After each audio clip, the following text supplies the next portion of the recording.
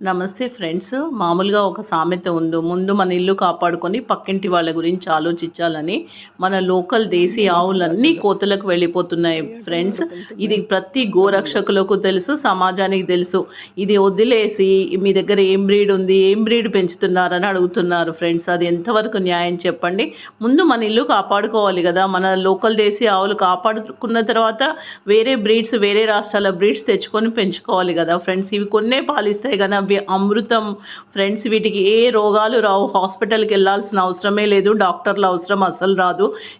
ఎప్పుడో ఎమర్జెన్సీ తప్పించి నా అనుభవంలో అయితే ది బెస్ట్ కౌస్ అంటే లోకల్ దేశీ కౌస్ ఫ్రెండ్స్. ఆలోచించండి. ప్రకృతి వ్యవసాయం చేసేవాళ్ళు మీతో పాటు మీ వ్యవసాయ క్షేత్రానికి తీసుకొని వెళ్ళిపోతే అది చక్కగా తిరుగుతూ తింటుంది ఫ్రెండ్స్.